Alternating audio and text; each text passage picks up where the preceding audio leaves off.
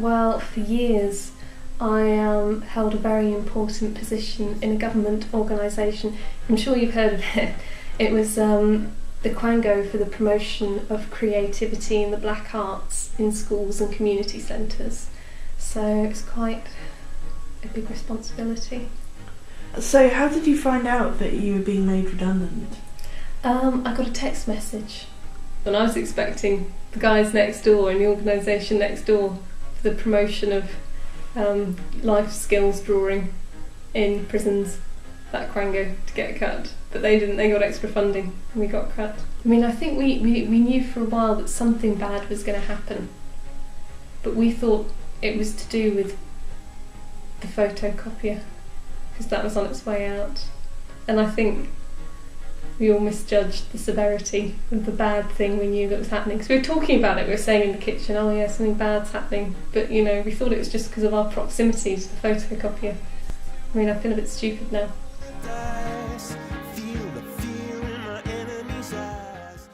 There was one guy, a guy who's really into tarot cards. I think he punched the wall. That was probably the worst of it. Yeah. Oh no, I tell a lie. Someone did commit suicide. Oh, okay. That was probably the worst bit. Yeah, it was amazing. It was a really, really hands-on careers workshop. I mean, I've never really been to one like that before. First of all, he got up. The careers advisor got up at the front of the room and he asked us all to get into pairs and told us to arm wrestle. And I remember he punched this woman in the face. I'm not really sure what he was trying to achieve. And then he walked through some jelly, but I don't think that was part of it. But then later, I remember in the hospital, he came round and saw us all individually, and he told us that our problem was we were all too competitive and too violent.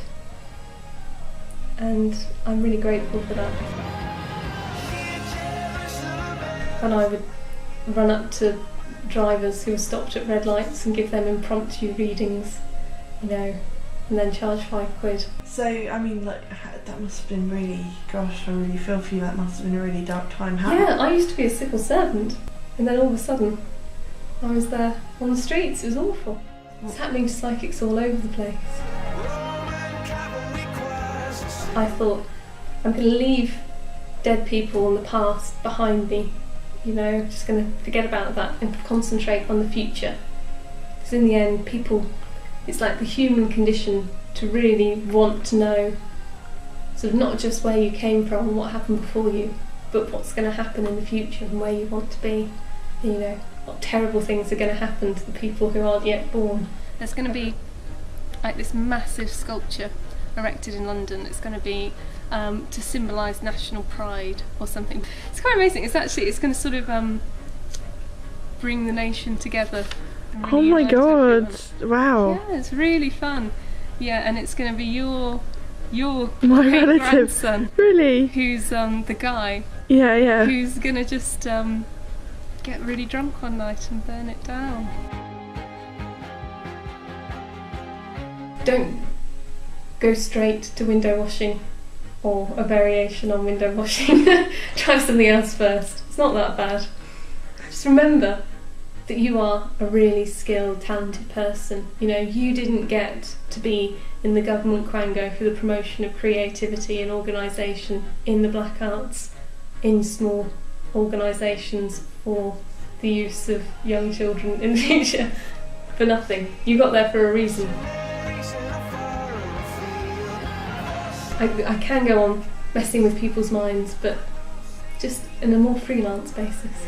Never on this word, but that was when I